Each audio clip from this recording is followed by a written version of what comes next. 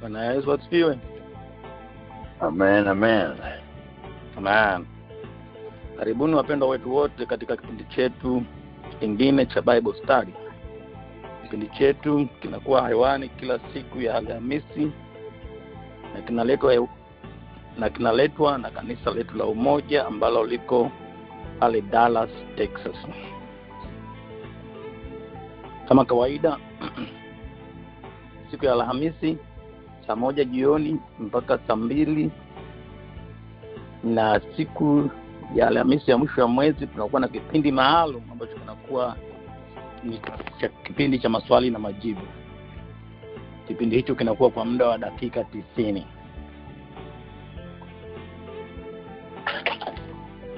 Basi kama kawaida nitamkaribisha brother Jerry aweze kutupa taratibu za kitu cha siku ya leo na kumkaribisha mkufunzi wetu siku ya leo. Karibu brother Jerry. Amen, amen, amen. Sasa mtumishi Mungu brother Jimmy kutukaribisha kwa siku ya leo.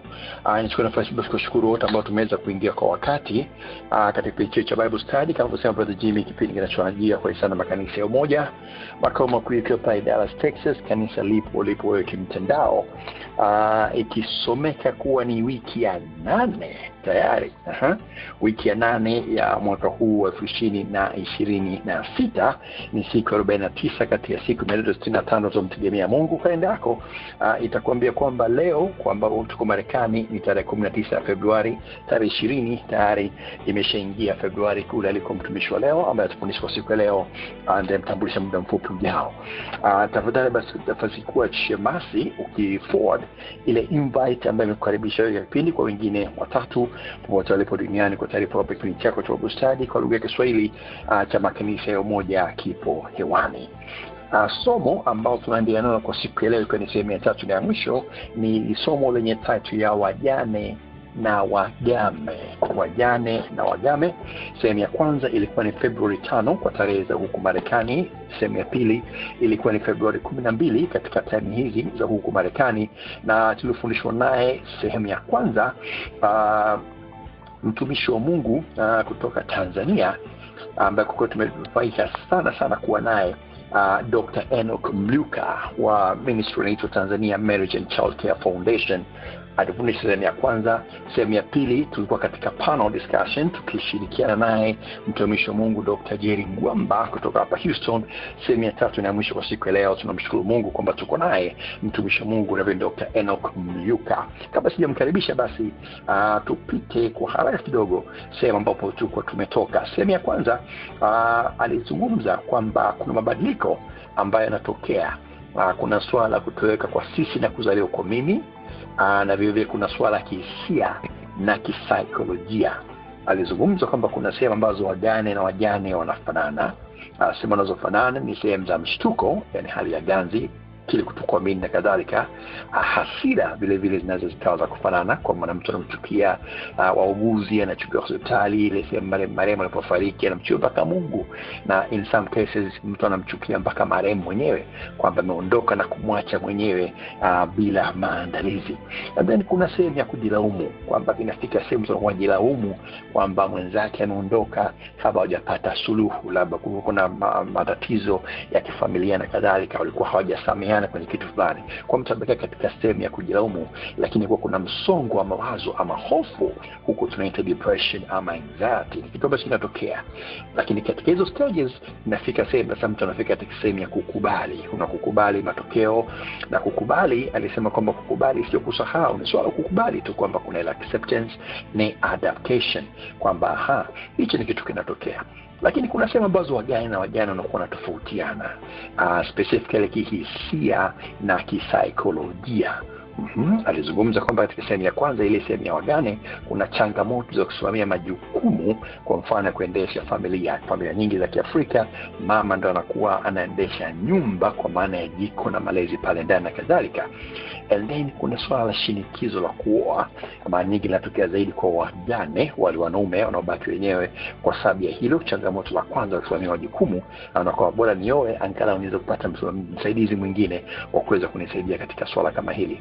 lakini vile kwa changamoto nyingine la wajane ni uwezo kubeba mambo mazito moyoni. Wanaume mara nyingi watuzungumzi, unabaki nayo, unasema tai shingoni, inafika sehemu mtu anaweza ka crash. And then kuna swala la mali, usimamiaji wa mali na kadhalika, hicho kitu ambacho familia nyingi zinafahamu.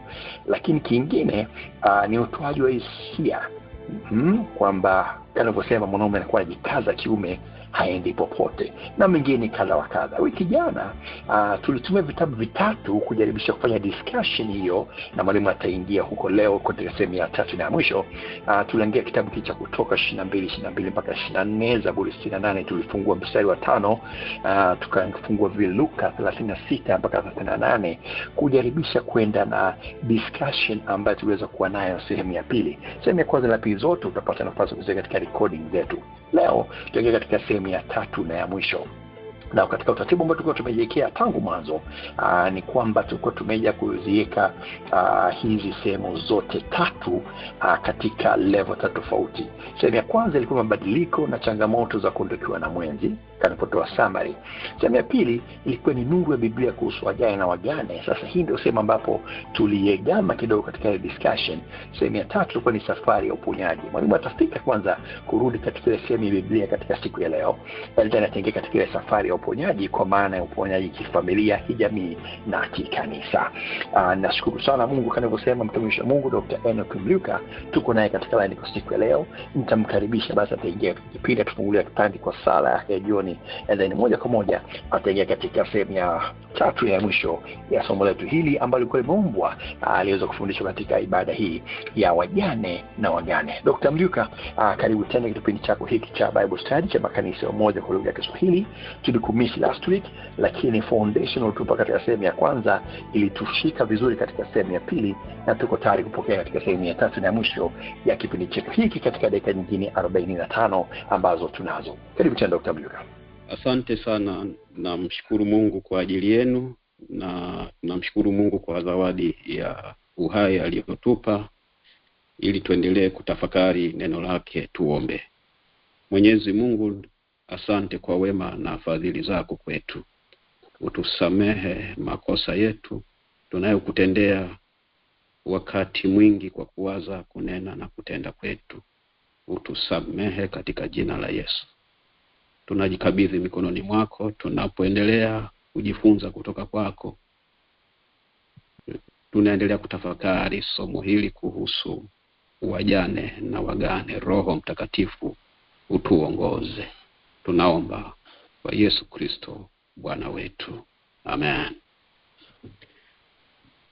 Amen. Amen. Amen.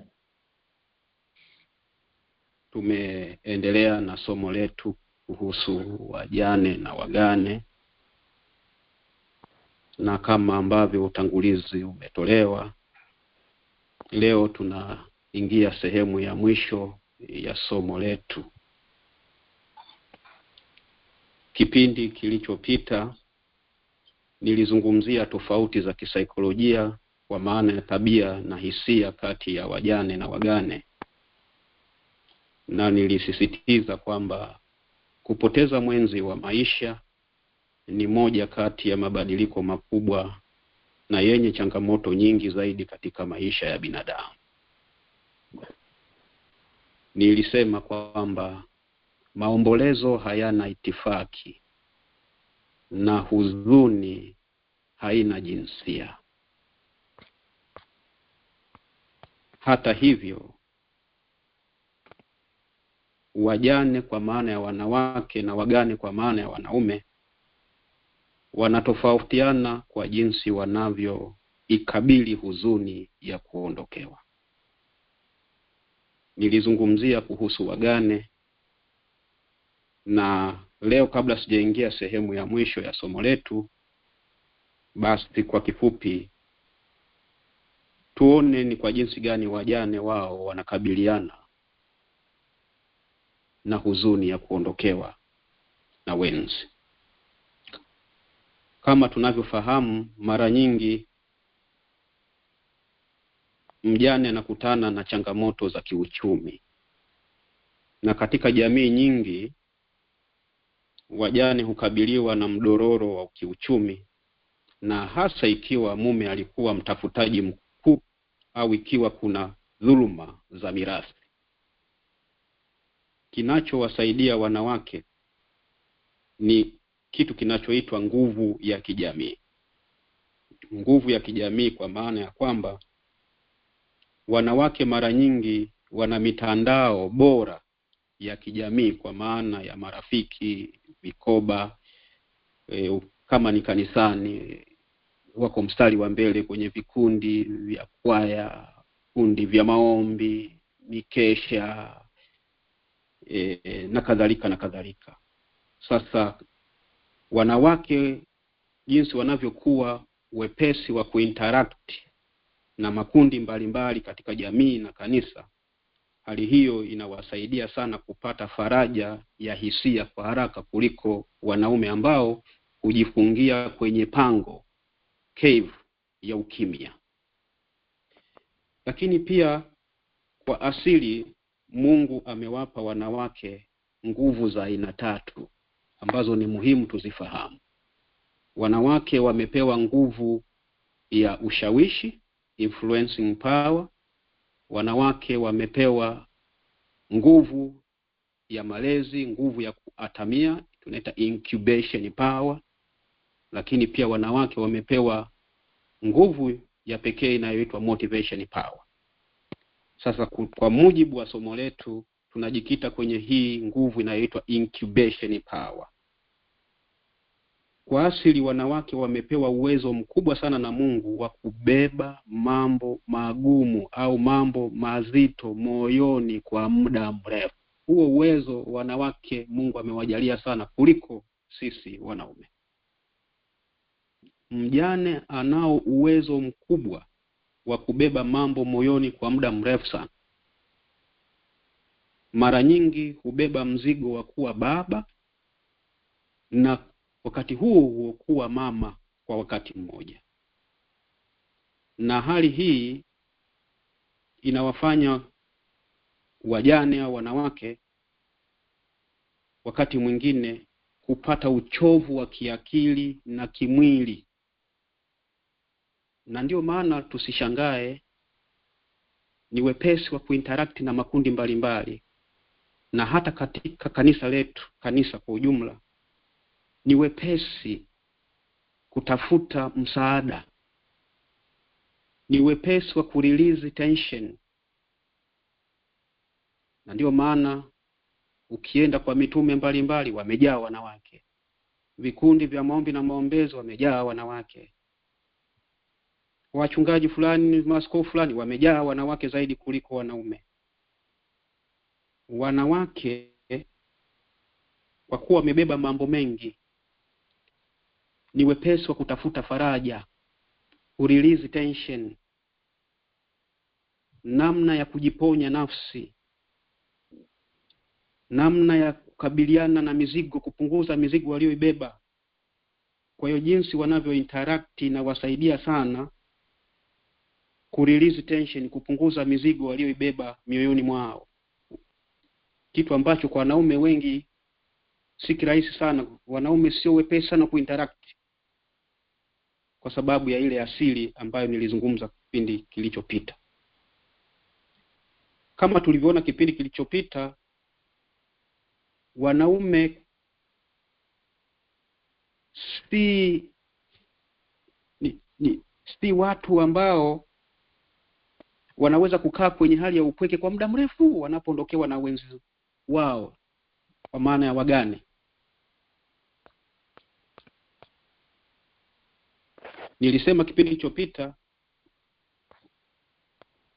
wakati mwingine usishangae kuona mwanamume au huyu mgane kafiwa na mkewe, na baada ya muda sio mrefu sana akaoa tena, kwa sababu anatafuta mtu wa kumsaidia kubeba majukumu ya nyumbani, kumsaidia kwa sababu ya mzigo ambao anaona kwake umemwelemea. Lakini kwa wanawake ni tofauti, kwa wagane ni tofauti. Wagane mara nyingi wanakuwa na mwelekeo wa kusubiri muda mrefu, na wakati mwingine kutokuolewa kabisa. Kwa nini? Kwa sababu mwanamume huyu mgane anapofikiria kuoa mwanamke wa kuziba pengo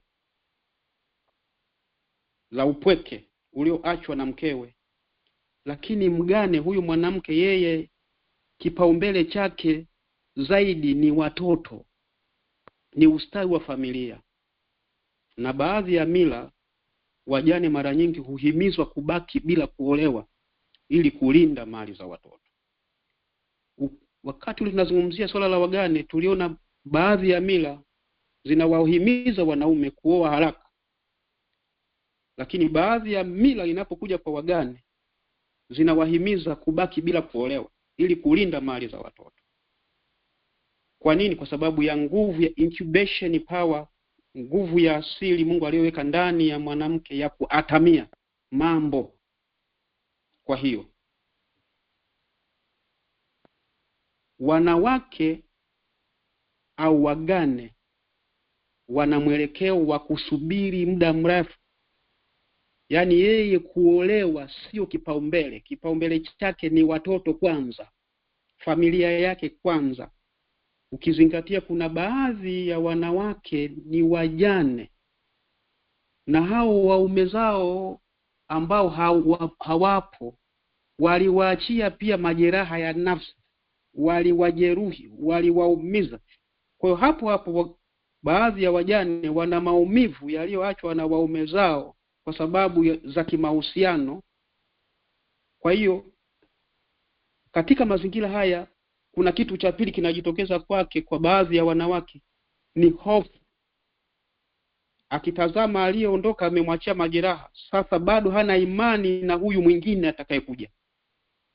Kwa hiyo mara nyingi sio wepesi kukimbilia kuolewa. Baada ya hapo wao kwanza watoto.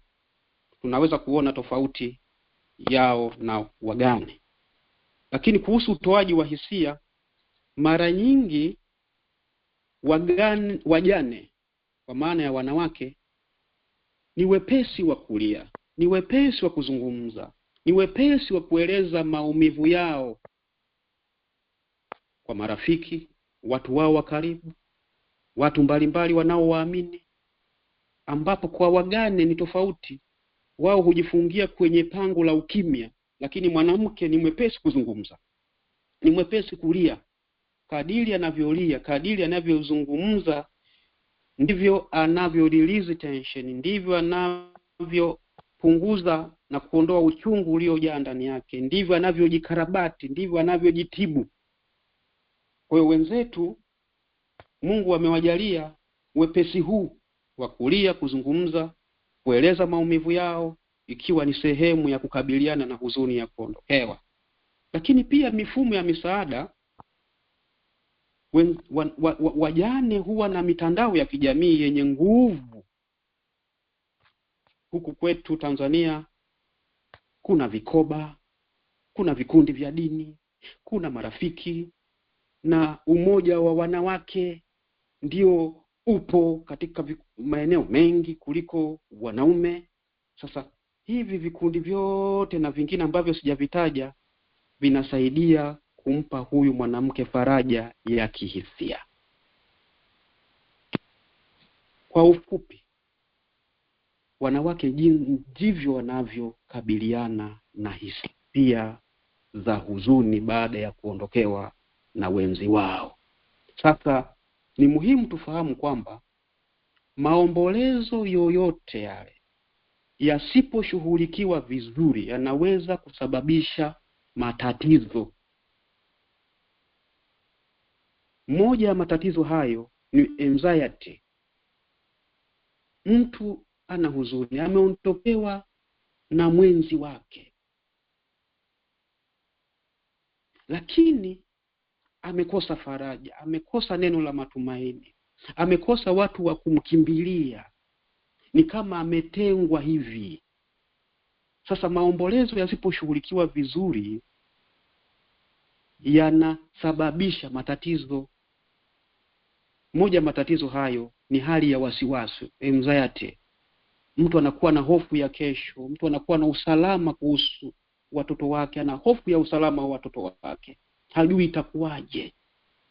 Ni hali inamtokea mtu, sonona, depression. Wengine wanapata depression, wengine wanapata matatizo ya kukosa usingizi, insomnia. Matatizo, mtu ile hali ya kulala usingizi mzuri inapotea. Lakini wengine wanapata hali ya kulala kupita kiasi, hypersomnia wanasema wataalamu. Mtu anakuwa na ndoto mbaya, post traumatic stress disorder wataalamu wanasema, nightmare disorder, social withdrawal. Unakuta mtu anajitenga na watu, anataka kukaa peke yake muda wote. Lakini pia wengine wanapata psychosomatic symptoms, kwa maana ya maumivu ya mwili. Unakuta mnapata maumivu ya kifua, maumivu ya kichwa, maumivu ya mgongo, maumivu ya misuli. Anaenda hospitalini, wanampa dawa zote, lakini bado maumivu yako pale pale, yanayosababishwa na msongo wa mawazo. Kinga ya mwili inashuka. Msongo wa mawazo wa muda mrefu unaweza kusababisha magonjwa kama shinikizo la juu la damu na matatizo ya moyo. Wengine wanapoteza shauku au hamu ya kula chakula.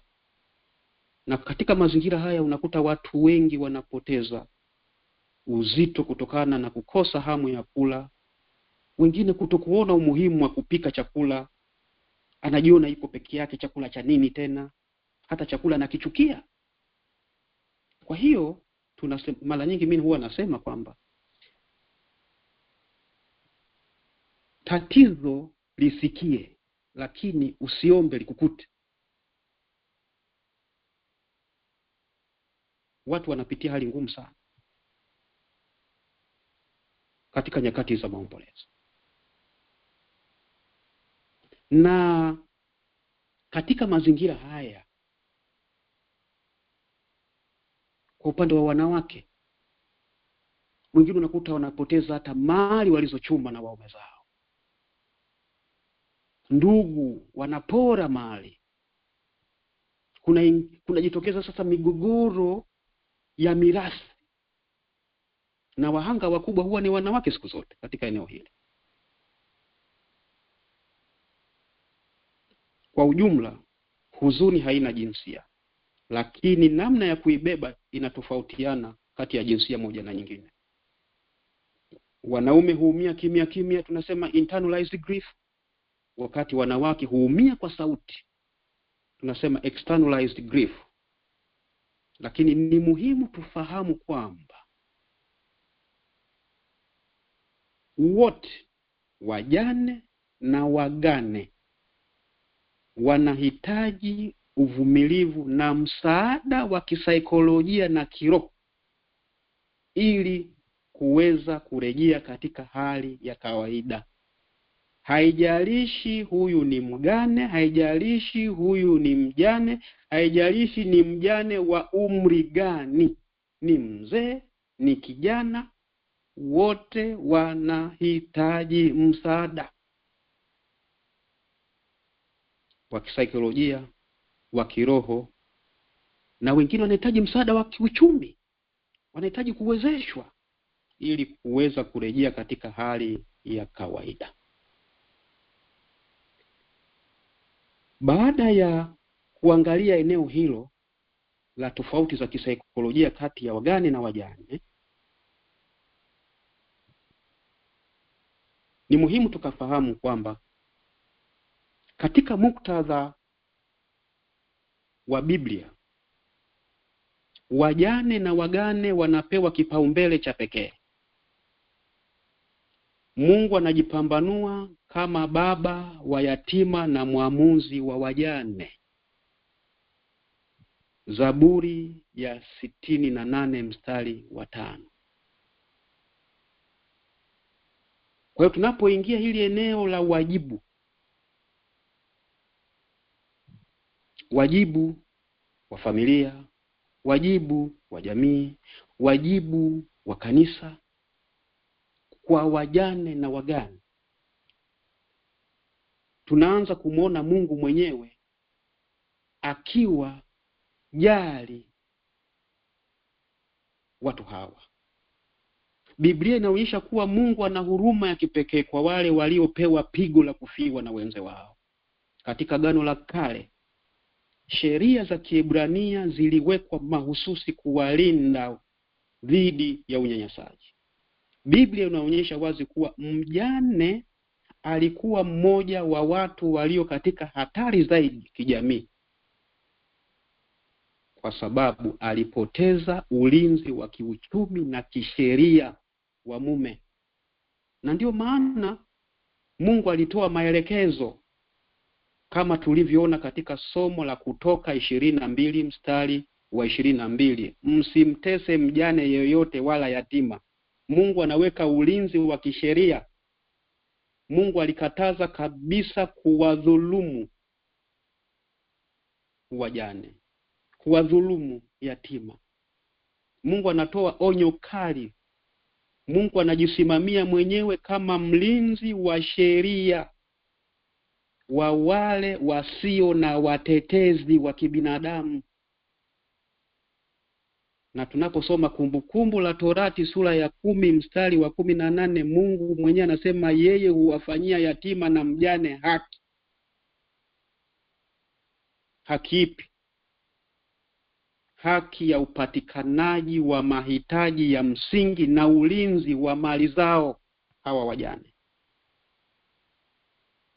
Na ukisoma Kumbukumbu la Torati 24 mstari wa 19 hadi wa 21, tunasoma kwamba sheria za Kiebrania ziliwataka wakulima waache masalio ya mavuno mashambani ili wajane wapate chakula. Kwa swala la kujali makundi haya maalumu yenye uhitaji ni swala la kibiblia. Sasa swali linaweza kuwa, je, kwa nini Biblia inataja zaidi wajane kuliko wagane? Kwa nini wanatajwa zaidi katika Biblia hawa wajane kuliko wagane? Sasa hilo ndio likawa swali. Na ni muhimu tukafahamu kwa nini Biblia inataja zaidi wajane kuliko wagane. Najua katika tamaduni za kale za Mashariki ya Mbali, kwa maana ya Israeli, mfumo wa kijamii ulikuwa ni mfumo dume, patriarchal system. Na katika mfumo huu dume, wanawake walitegemea waume au baba zao kwa ajili ya usalama wa kifedha, kumiliki ardhi na ulinzi. Kwa hiyo, mwanamke alipofiwa na mume, alipoteza nguzo yake ya kiuchumi na mara nyingi alibaki bila urithi wa moja kwa moja. Lakini kwa upande wa wanaume, mwanamume au mwanamume aliyefiwa na mke wake hakuwa anapoteza hadhi yake ya kijamii wala uwezo wake wa kumiliki mali.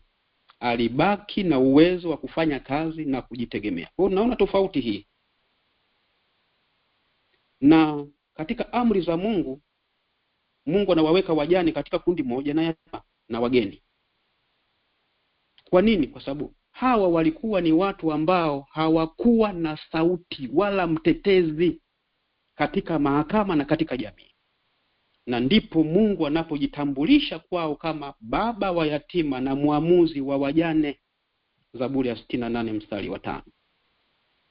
Sheria za Kiyahudi ziliwekwa mahususi kuwalinda wajane wasidhulumiwe, kwa sababu ilikuwa ni rahisi sana wao kuonewa. Wanaume kwa maana ya wagane, wao hawakuwa na hatari hii ya kudhulumiwa kama ilivyokuwa kwa wanawake. Na katika muktadha wa utamaduni wa jamii katika Agano la Kale, ancient Judaism, mwanamume aliyefiwa na mke wake alikuwa na uhuru mkubwa wa kuoa tena mara moja, kama ilivyo katika tamaduni zetu za Kiafrika leo, ili kupata msaidizi wa nyumbani au msaidizi wa kulea watoto. Lakini kwa huyu mwanamke mjane, kuolewa tena kulikuwa na vikwazo vingi, ambapo mahali pengine alipaswa kuolewa na shemeji yake ili kuendeleza ukoo wa marehemu. kama ninavyosoma katika Kumbukumbu la Torati 25 mstari wa 5 hadi wa 10. Sasa tunapokuja katika Agano Jipya, hasa tunaposoma Timotheo wa kwanza sura ya 5 mstari wa 3 ule hadi wa 16, tunasoma utaratibu aliouweka Paulo, utaratibu rasmi wa kuwatunza wajane. Tukumbuke hapa tunazungumzia kanisa la mwanzo. Tunaona jinsi mtume Paulo anavyotoa maelekezo ya kina kuhusu jinsi kanisa linavyopaswa kuwatunza wajane. Na katika kipindi cha Paulo kulikuwa na makundi matatu ya wajane. Kundi la kwanza ni wajane wenye familia. Wajane wenye familia. Na hapa Paulo alisisitiza wajane hawa wenye familia watunzwe na familia zao ili kanisa lisielemewe na mzigo.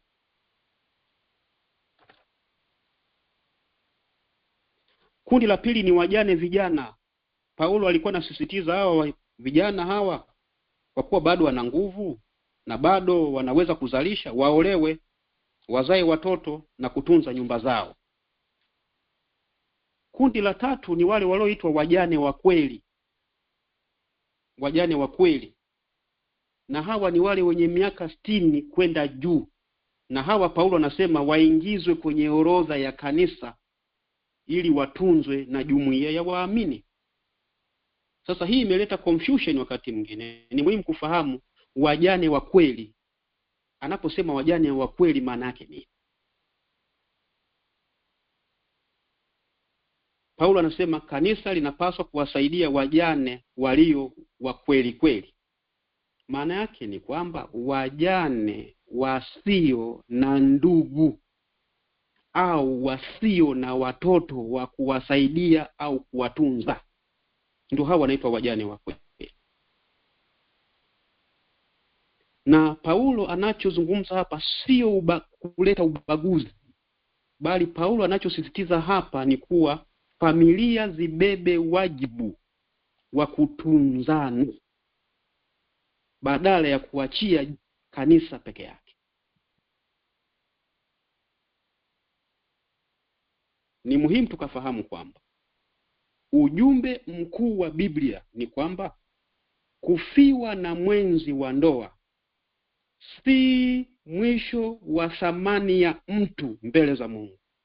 Mungu anajionyesha kama mwenzi na mlinzi wa wale walio peke yao. Na kanisa linaitwa kuwa mikono na miguu ya Mungu katika kuwafariji na kuwategemeza. Nilisema kipindi kilichopita kwamba kanisa la leo linajua kuzika lakini halijui kufariji na kutegemeza wajane na wagane. Wapendwa watu wa Mungu, tunapoangalia safari ya uponyaji na matumaini kwa wajane na wagane, ni muhimu tukakumbuka, na napenda kusisitiza kwamba unajua kumpoteza mtu uliyempenda, mtu uliyeshirikiana naye maisha, ni moja kati ya mapito magumu sana ambayo binadamu anaweza kuyapitia. Ni kawaida kujisikia mpweke, ni kawaida kujisikia hali ya kuchanganyikiwa, na wakati mwingine hata kukosa nguvu ya kufanya jambo lolote. Sasa tunapoangalia hii safari ya uponyaji, huu wajibu wa kukabiliana na hali hii, kwanza tuanze kumwangalia mtu mwenyewe, mfiwa mwenyewe ana wajibu gani. Kwanza ni muhimu mtu anapokutana na hali kama hii asizuie hisia zake za kulia. Usijaribu kuwa shujaa kwa kuficha maumivu. Huzuni ni lazima itoke ili mtu aweze kupona. Kama unasikia kulia, lia unapohisi kulia, kwa sababu machozi ni njia ya asili ya mwili kutoa msongo wa mawazo. Usijihukumu. Wakati mwingine mtu anahisi hasira, anahisi hatia, anahisi ganzi kama nilivyosema kipindi kilichopita. Hizi zote ni hisia za kawaida katika hatua za msiba. Jipe muda. Usijilazimishe kupona haraka, kwa sababu kila mtu ana muda wake wa kuomboleza. Msiba ni msiba, lakini misiba haifanani. Jambo la pili, hali hii inapomtokea mtu yote, au wewe au mimi, usifanye maamuzi makubwa ya maisha kipindi cha maombolezo. Katika kipindi hiki akili yako au akili ya mtu inakuwa haiko katika hali ya kawaida ya kufanya maamuzi ya busara. Kwa hiyo mtu anashauriwa katika kipindi hiki aepuke mfano kuuza nyumba, aepuke kuhama mji aliozoea, aepuke kuacha kazi haraka haraka na kadhalika na kadhalika. Huwa inashauriwa kitaalamu mtu asubiri angalau miezi 6 mpaka mwaka mmoja kabla ya kufanya mabadiliko makubwa yanayoweza kuathiri mustakabali wake. Jambo la tatu, jali afya yako ya mwili, tunaita self care. Wakati mwingine akili inakosa utulivu kwa sababu mwili umechoka, una njaa. Ni rahisi mtu kupoteza shauku ya kula. Wakati mwingine inashauriwa mtu ajitahidi kula kile anachokitamani wakati huu. Kula kidogo kidogo ili mwili usiathirike. Ndiyo, nimepoteza mpendwa, lakini nisije nikatengeneza tatizo jingine. Kwa sababu hata nikiomboleza muda mrefu bado siwezi kubadili hali iliyotokea. Kula kidogo kidogo. Hata kama huna hamu ya kula, jaribu kupata matunda, supu, chochote kile ambacho kitaingia mwilini ili mtu asijiathiri. Lala unapoweza. Msiba unachosha sana mwili na akili. Wataalamu wanasema ukishindwa kulala usiku, jaribu kupumzika au kulala mchana. Mtu awe na utaratibu wa kufanya matembezi mafupi ya dakika 10-15, nusu saa, kufanya mazoezi ya mwili ili kusaidia kupunguza msongo wa mawazo, kufanya mwili uwe active na akili iwe active. Lakini pia inashauriwa mtu atafute mtu wa karibu. Tafuta mtu wa karibu kuzungumza naye. Kwa nini? Kwa sababu upweke unaweza kufanya huzuni kuwa nzito zaidi. Zungumza na rafiki wa karibu, zungumza na ndugu au kiongozi wa dini unayemwamini. Kadiri unavyozungumza ndivyo unavyo release tension mwilini, ndivyo unavyopunguza uchungu ndani. Kama huwezi kuzungumza, jaribu pia hata kuandika.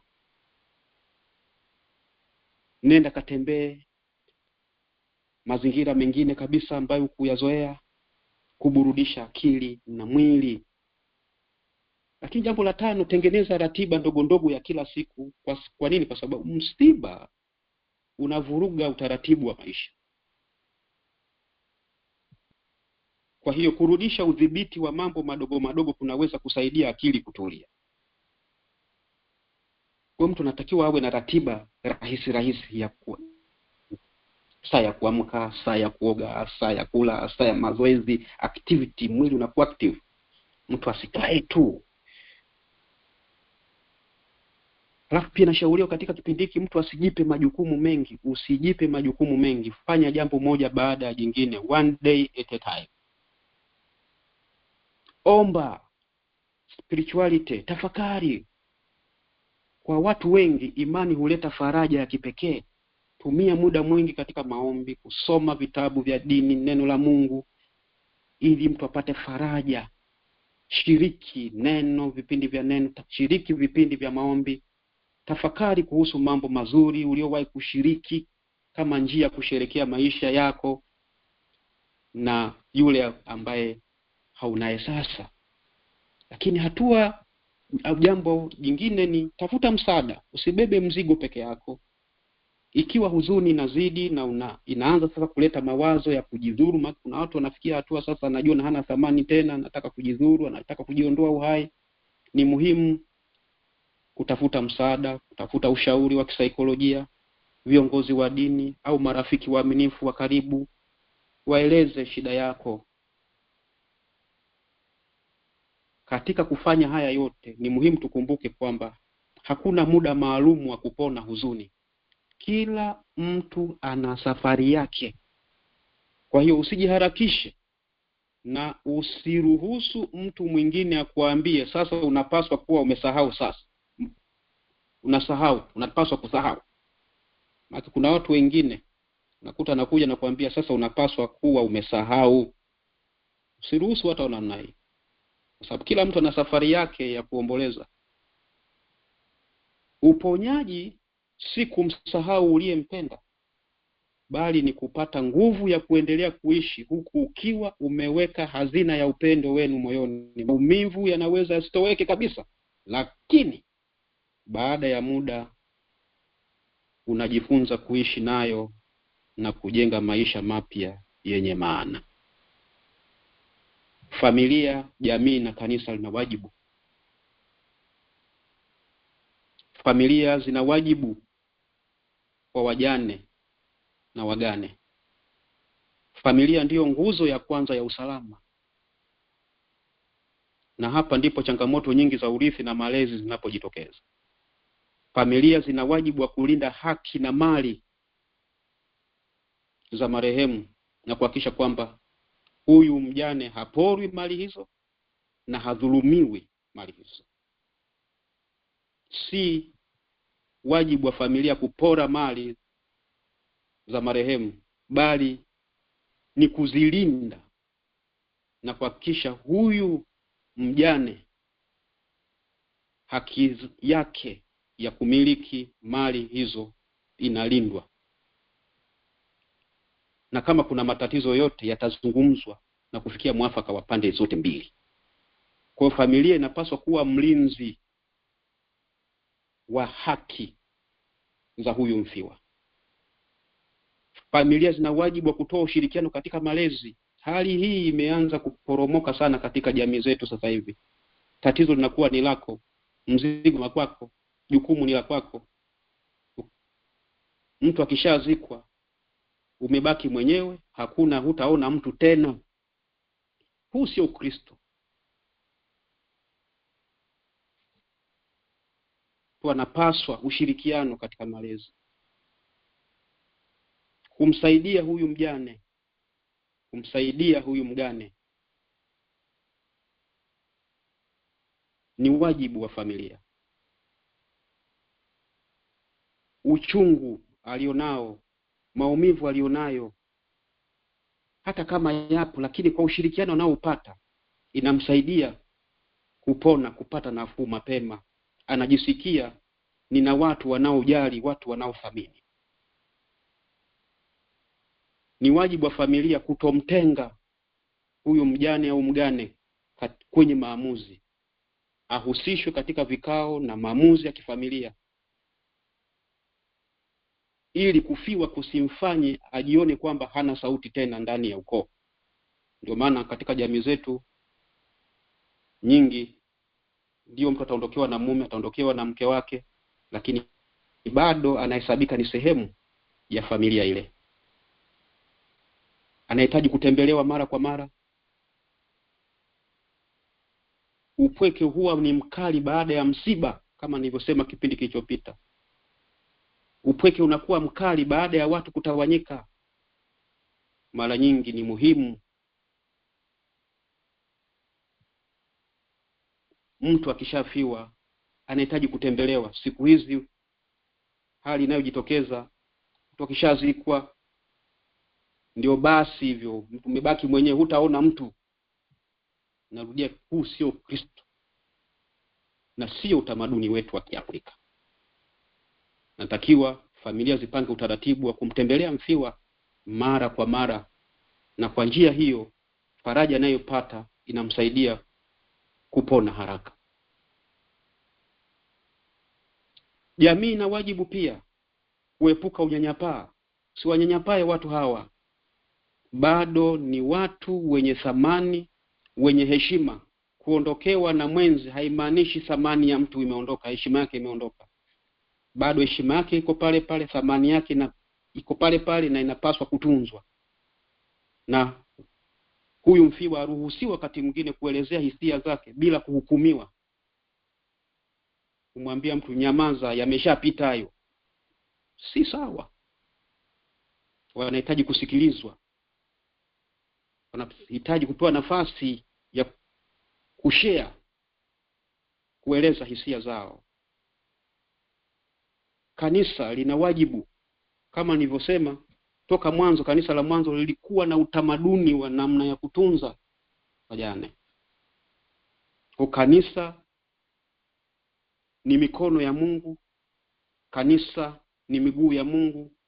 Lina wajibu wa kuhakikisha wajane hawanyanyaswi,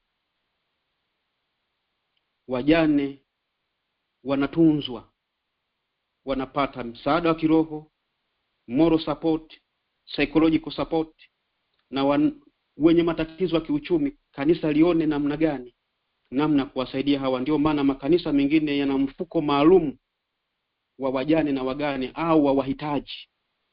Wameanzisha mifuko hii maalum ili kusaidia wale wasiojiweza, wale wenye shida mbalimbali za kiuchumi. Kwa hiyo kanisa lina wajibu mkubwa. Tusizike tu, bali tujue kufariji. Na Biblia katika Agano Jipya, Yakobo 1:27, neno la Mungu linasema dini iliyo safi ni kuangalia yatima na wajane katika dhiki yao. Imani yetu, Ukristo wetu utafsiriwe katika maisha na matendo yetu. Kuwajali wengine ni ibada, kujali hisia za wengine ni ibada, na huo ni wajibu wa kanisa na mwana kanisa, wewe na mimi. Mungu alibariki neno lake na tubariki sisi sote sasa na hata milele. Amen. Amen. Amen. Amen. Amen. Asante sana mtumishi wa Mungu kwa neno zuri kabisa, sehemu ya 3 na ya mwisho ya somo letu hili kubwa zuri la kusisimua la wajane na wajane. Kwa ambao umeingia kuchelewa, basi kipindi ni Bible Study kinachojia kwa sana makanisa umoja. Tuko mbasha kwa siku ya leo na mtumishi wa Mungu Dr. Enoch Mliuka. Sehemu ya 3 na ya mwisho hiyo ameweza kuifunga. Tunaingia katika sehemu yetu ya maswali na majibu kama kawaida. Tuna dakika kama 12. Tuchangamkie. Angalia simu yako, unabonyeza alama nyota nambari 6 mara moja. Jina la kwanza pale ulipo. Una dakika 2 mpaka 3 kuuliza swali lako vizuri kabisa. Kama atakuwa Dr. Mliuka ama watumishi wengine ambao tukaline kwa siku ya leo, watapata nafasi ya kujaribisha kuchangia ama kujibu katika lile ambalo umeuliza. Inawezekana sio swali, inawezekana ni swala kuchangia tu. Kuna kitu umekisikia katika majuma haya matatu kikakupa ile aha moment. Katika moment basi tunasema kwamba utakuwa unachangia katika kile ambacho umeweza kukisikia katika majuma haya. Angalia simu yako, bonyeza alama nyota nambari 6, karibu utakuwa hewani. Kama unazungumza na sije kwa technology, inawezekana bado unazungumza ukiwa katika mute. Angalia simu yako, bonyeza alama ya nyota nambari 6. Ruksa kuwa mtu wa kwanza, karibu. Bwana sifiwe. Amen, amen, amen. Kutoka pale Mwanga, Kilimanjaro, mtumishi wa Mungu Mwinjilisti Gladness, karibu. Asante sana mtumishi wa Mungu Jerry. Kipekee nimshukuru sana profesa wangu. Kwanza ni mwalimu mmoja mahiri sana ambaye ni mahiri sana kwamba hata tunapokuwa darasani huwa unakuwa makini sana kumsikiliza mimi binafsi. Yaani akifundisha unajisikia kwamba endelee kufundisha. Lakini pili yake ni kwamba kweli kuwa mjane, wengine tuliacho tukiwa wajane wadogo sana. Alichokiongea ni kama vile alikuwa ananigusa toka mwanzo wa somo na leo alivyorudia. Kweli ukiwa mjane, maamuzi ndugu ni issue, hasa upande wa ndugu ni issue. Yani kweli unabaki kuwa kama vile, yani sijui nikwambie, yani unakuwa kama vile unabaki upeke fulani hivi. Yani kuna jinsi unavyoachwa, alafu hakuna mtu ambaye anakuangalia, hakuna mtu ambaye yani anayekupa faraja. Usipojitahidi kuwa kama Mkristo, kama ni Mkristo umeachwa katika hali hiyo, usipojitahidi kweli, ukabaki na nyimbo za kuimba, ukabaki kumsifu, ukamtegemea huyu Yesu, unaweza ukawa kichaa. Ndio pale tunapokutana na wale wajane, unakuta amehangaika, ameenda kule, amehangaika, mali ameziuza, sengine mwenyewe wala hata uziwi na mtu, yani anashindwa kujikontrol. Hali inakuwa ni mbaya. Kwa kweli alichokifundisha ni kitu kimegusa maisha. Mimi nimeguswa nao maisha. Miaka 30 ilikuwa ni midogo sana kwangu kipindi hicho. Yani niliona kama vile, lakini sema ndugu, upande wangu ulikuwa upande wangu kweli. Ndugu zangu upande wangu walikuwa ndugu zangu kweli. Walinikumbatia, walinishika, lakini si upande wa pili. Lakini upande wangu walinishika. Na mimi niseme ukweli, nimekuwa pia faraja kwa watu wengine. Mtu anapofiwa huwa namwangalia sana. Haijalishi sasa mimi nimeenda mbali sana, haijalishi sasa anafiwa na nani, lakini nikijua kwamba amefiwa tu na yule mtu anahusika kwa kiasi gani, huwa nampaga faraja ya ajabu sana. Ninafanyika kwa baraka. Namshukuru sana profesa wangu. Profesa, Mungu akubariki sana. Tena sana. Mimi ni mwanafunzi wako wa UABC. Mungu akubariki sana. Asante sana Jerry. Amen. Okay, kwa unyenyekevu sana mtumishi Mungu. Bwana Yesu asifiwe. Amen. Sana mtumishi Mungu Mwenyezi Daniel kutoka pale Mwenge Kilimanjaro kwa changizo lako zuri kabisa. Namuona Pastor Lilian kutoka Houston, niko karibu. Asante. Mimi pia namshukuru sana profesa wangu Dr. Mliuka kwa kufundisha somo hili zuri sana. Mimi linanihusu personally. Sasa kitu ambacho mimi kinanihuzunisha zaidi kuliko hata wanandugu, labda watu kuto kushiriki kuwafariji wafiwa, whether ni mgane au ni mjane. Sitaki kusimamia tu kwa wajane, nataka kusimamia pia upande zote, kwa sababu wote tumeambiwa, wote tuna emotions ziko pale. Sema wenzetu wagane wanagugumia ndani kwa ndani, ila sisi tuko verbal, tunaongea. Ni kweli. Sasa ukiachia kwa wanandugu na watu na community kwenda kuwapa pole watu, baada kwenda kuwafariji baada ya mazishi, kitu mimi ambacho kinaniuma sana ni upande wa kanisa. Kanisa halijali. Kanisa halijali kabisa.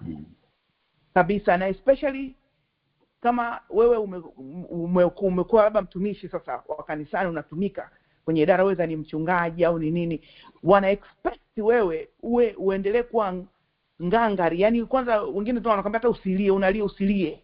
Mimi nilikuwa naambia usilie, wewe ni mchungaji utakiwa kulia. Usije ukaonyesha kwamba wewe ni nini, wewe ni mchungaji utakiwa kulia. Hicho kitu niliambiwa wazi. Tena sio na mtu mmoja, watu kadhaa. Kwa hiyo nilikuwa najitahidi kweli, yani nilikuwa ngangari, lakini kuna wakati nilikuwa nakosa, nashindwa. Kwa hiyo na nikaja baada ya hapo I felt personally, niliona kama kanisa halikunijali personally. Nitasema wazi, Mungu yani ya vitu niseme, niliona kama vile niliachwa peke yangu, na yani nilikuwa na uhitaji sana. Nilipitia kipindi kigumu sana baada ya mume wangu kuzikwa. Nilikuwa mpweke, sio upweke kwamba yani sina watu, ila sikupata ile, I felt like nilikuwa nahitaji kuongeleshwa kama some kind of counseling na wachungaji wenzangu, labda wachungaji wakubwa wangu hivi kama hivyo. Lakini niliona kama nilitelekezwa. Nilibidi nijitafute mwenyewe, nijijenge mwenyewe, nijiinue mwenyewe kivyangu vyangu mpaka dakika hii hivi.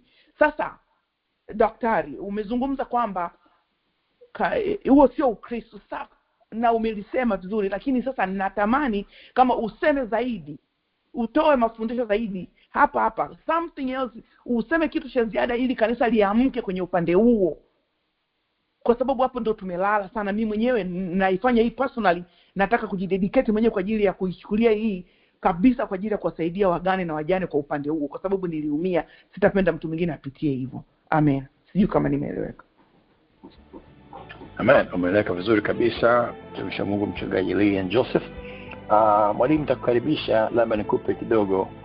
Mchungaji Lilian mlikuwa na mwenzake si muda mrefu sana, miaka michache sana iliyopita, 2 au 3, alizungumza mwanzoni. Ni mwinjilisti ambaye yeye alikuwa amezungumza akiwa kijana zaidi, miaka 30. Umezungumza katika somo hili kwamba kanisa leo linajua kuzika lakini hajui kusimama nao. Kuna gap katika watu wote wana magonjwa yale madonda yale. Yule mwingine miaka mingi imepita, mwingine bado fresh. Swali anakaribisha hapo. Nini nafikiri kanisa inaweza ikafanya going forward hili lisiendelee kuwa donda ndugu? Nitakukaribisha kwa dakika hizi 4-5 zobakia. Asante. Mara nyingi ninasisitiza katika semina za watumishi, ni kweli, na ndio maana nimesisitiza kwamba kanisa la leo kwa sehemu kubwa linajua kuzika kuliko kufariji. Nilikuwa na maana kubwa sana, na maana kubwa ni kama alivyosema mtumishi Lilian. Na mbaya zaidi, kuna kitu kinaitwa pastoral visitation. Hazipo, zimepotea siku hizi. Siku hizi tunawasubiri watu kwenye majengo zaidi ya ibada. Sasa nini kifanyike? Kwanza tunatakiwa kurudi kwa watumishi wenyewe kwanza na watumishi wenyewe. Hawa watumishi wameandaliwa vipi kwa utumishi? Kwa hiyo ni muhimu watumishi wakumbushwe mara kwa mara wajibu wao kwa kanisa na jamii. Kwa tunarudi kwa watumishi wenyewe. Wakati mwingine chanzo ni watumishi wenyewe, ni viongozi wenyewe. Na wakati mwingine mafanikio yanapokwepo kwenye kanisa na huduma zetu, tunajisahau, tunaona tumemaliza. Ninaandika kitabu, Mungu akipenda kitatoka mwaka huu, kinachoitwa Mchungaji na Uchungaji katika Zama za Kidijitali. Nitaomba kila mtu akipate hicho kitabu. Nina address hizi issues zote. Kwa hiyo tunaanza na wachungaji wenyewe. Watengenezwe vizuri ili wafae kwa watu. Hawa ambao wanaongoza wengine wakishakaa vizuri, ndio wataenda kutengeneza jamii bora, familia bora ya waumini. Ni vigumu kama mtumishi mwenyewe anayepaswa kuongoza wengine hafanya anachotakiwa kufanya, wakati mwenza kuwa vigumu anaoongoza kufanya. Kwa hiyo tunapaswa kuwa role models. Kwa hiyo mkazo wangu ni mafundisho.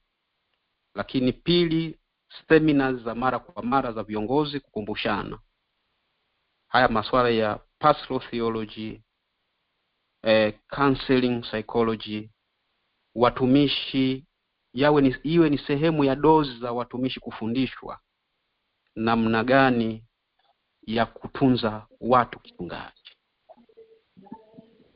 Na mwisho nirudie na nisisitize, swala la kujali yatima, kujali wajane na wagane, watu wenye uhitaji, ni sehemu ya ibada.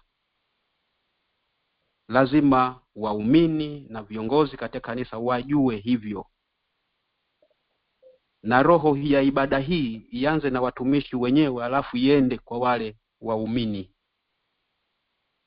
Tuongeze nguvu ya mafundisho katika kanisa. Tusizungumzie tu mambo ya fedha tu, maombi tu. Pia tuzungumzie pia mambo kama haya, ni vipi tunaweza kujengana kiroho, lakini namna gani tunaweza kuhudumiana, tunaweza kufarijiana, ni namna gani pia tunaweza kujengana kama Biblia inavyosema. Na Mtume Paulo amezungumza sana katika nyaraka zake. Kanisa lisilojengana, kanisa lisiloinuana, kanisa lisilotiana moyo ni usanii kanisani.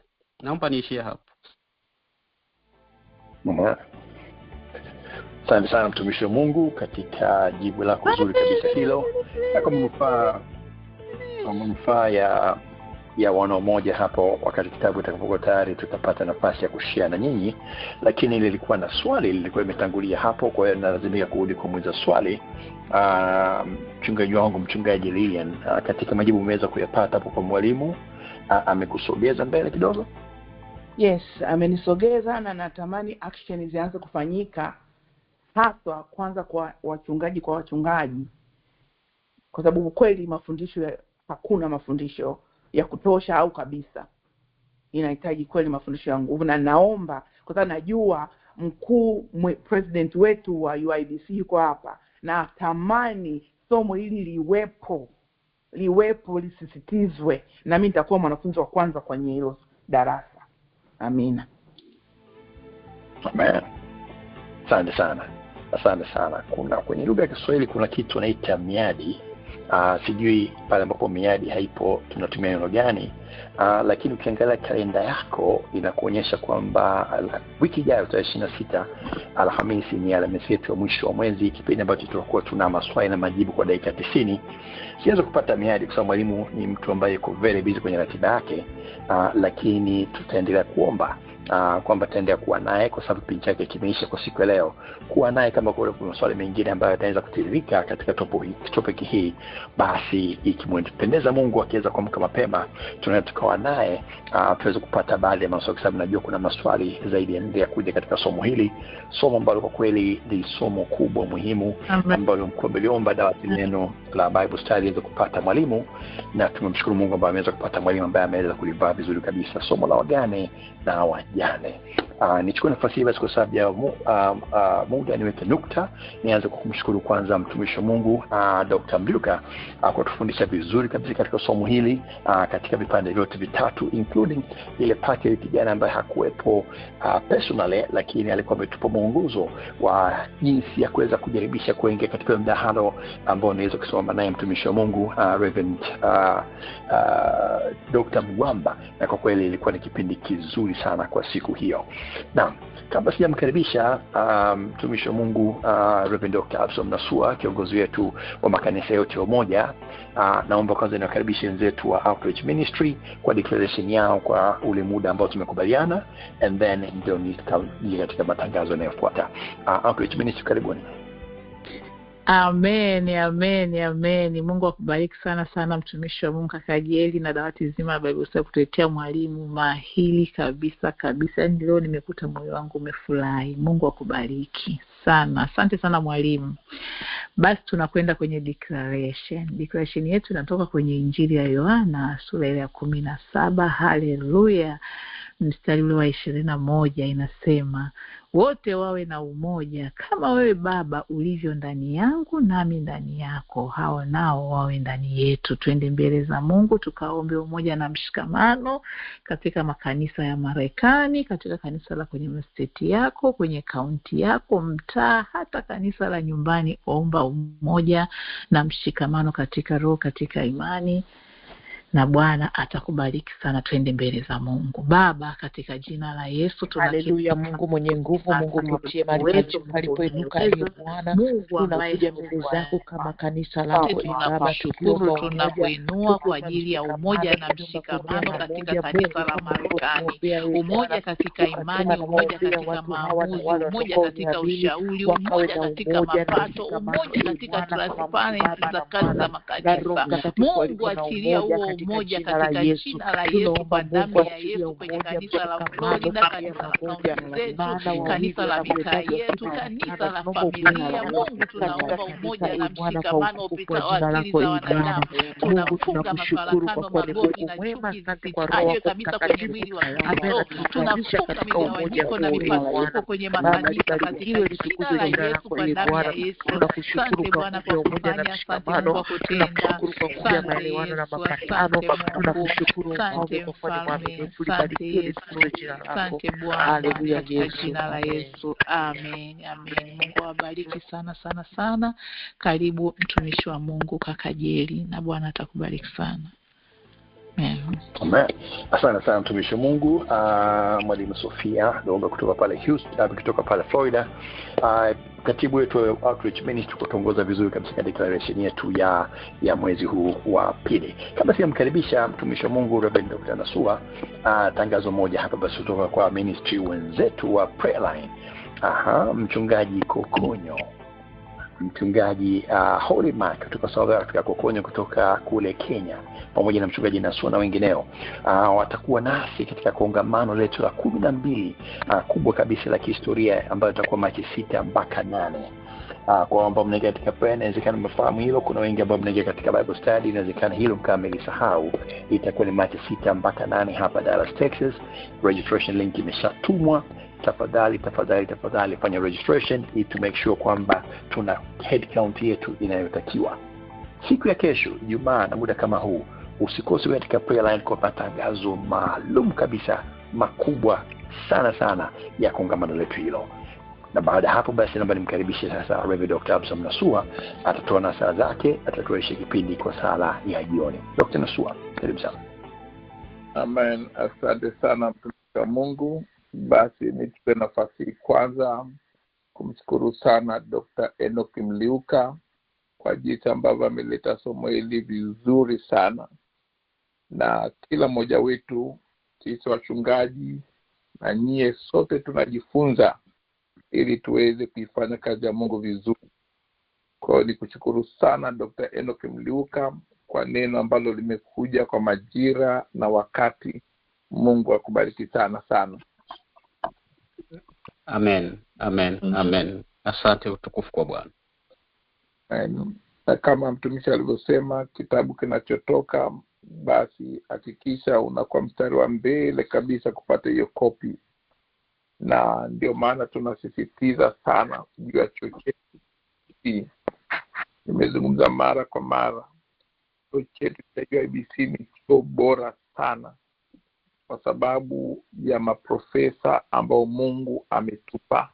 Mmoja hapo akiwa Mungu Dr. Enoch Mliuka, na maprofesa 5, na wote hapa kwa tu wamekuwa ni maprofesa au madokta, lakini hata kwa kwenye ni watu ambao ni kwa neema hiyo. Hakikisha enroll kwenye UIBC. Lengo tutoa wengi sana katika maeneo mbali ili kanisa Bwana lipate kupona.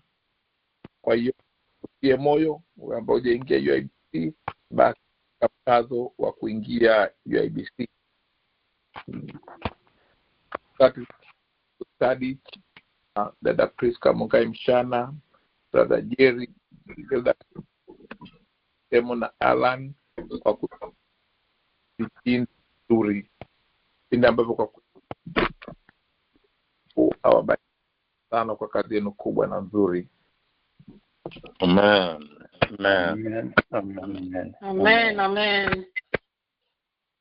Na mwisho ni katoe baraka za Bwana. Mungu tunasikia kwa nguvu, upendo na uaminifu. Yeye ambaye ahadi zake ni kweli, na amini siku zote zimehakikishwa. Awalinde, awatunze na wafanye tendo jema kwa jina la Mungu Baba na Mwana. Amen.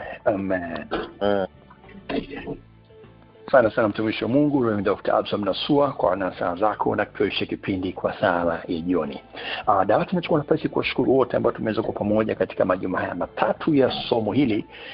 Notes za siku ya leo zitakuwa zimecompile vipindi vyote vitatu pamoja na recording. Kumbuka basi copy zote hizo za recording zitakuwa katika channel yetu ile ya YouTube inaitwa Umoja Church Bible Study. Ingia katika YouTube, subscribe. Ukisubscribe na kugonga kengele, anytime tuna update a recording kama tutakofanya masaa machache yajayo, simu yako ama TV yako itakunotify kwamba kuna kipindi kipya kimekuwa uploaded pale na utapata nafasi ya kusikiliza tena. Of course kipindi kama hiki usiwe mchoyo, ni masomo ambayo yalikuwa mazuri sana. Tafadhali basi share na wengine zaidi. Nikiwa nafasi kuchukua ushuru wote ambao walipata nafasi ya kuuliza ama kuchangia maswali kwa siku leo. Mwinjilisti Gladys Msemo kutoka KKT pale Mwanga Kilimanjaro Tanzania, na mchungaji Vivian Joseph kutoka Umoja Houston walikuwepo, lakini inawezekana hukujua kama wapo katika line kwa siku leo. Umeweza kumsikia Dr. Nasua akizungumza, lakini yupo vile mtumishi wa Mungu mwalimu Mama Maro, yuko mtumishi wa Mungu mchungaji Elisa Mangesho, yuko mchungaji Mwasambungu, nimesema kuhusu minister Msemo, lakini vile yuko mwalimu Olivia Andrews wa New Jersey, yuko mwalimu Glory Show pale Arusha, yuko mchungaji Bupe Mwakamela, yuko mchungaji Anderson na mama Janet Kasha, na kanaposema basi kwa siku leo tulikuwa naye mchungaji Dr. Enoch Mliuka kutoka Dar es Salaam Tanzania. Nishukuru nafasi kushukuru wote tena, na kwa niaba basi ya dawati zima hili la Umoja Church Bible Study kwa siku leo, mitamboni nilikuwa naye brother Jimmy Msemo, lakini vile dada Priska Mugai Mshana, dada Hilda Biabato Kari pamoja na brother Allen Mpuru. Kwa kipindi hiki ni mwendelezo vipindi vingine vinavyojia kwa sana ya makanisa Umoja. Tutakuwa tena hewani wiki ijayo tukipitisha maswali na majibu kwa dakika 90 muda na wakati kama leo. Prayland kwa hewani kama kawaida saa 12 asubuhi katika namba ile ya Prayline. Kumbuka basi kutana tena siku ya kesho jioni katika Prayline, kipindi maalum kabisa cha Prayline ambacho utapata nafasi ya kuweza kusikia yale ambayo yameweza kuandaliwa. Tunakushukuru tena mtumishi wa Mungu Dr. Mliuka kwa vipindi hivi vitatu vizuri kabisa, na tuna imani kabisa kwamba Mungu atatuwezesha tuweze kupata nafasi ya kushirikiana nawe katika vipindi vingine vijavyo, ikiwemo kupata somo lingine kutoka kwako. Tunakushukuru sana. Mungu aende kubariki wewe pamoja na familia yako na ministry zako unazofanya kule nyumbani Tanzania. Amen. Asante sana. Amen. Naam. Kutoka dawati letu basi la Umoja Church Bible Study, tunatakia wote amani Bwana, usiku mwema ama alfajiri njema kutokana na majira ya masaa pale ulipo. Tukutane tena wiki ijayo. Amen. Amen. Amen.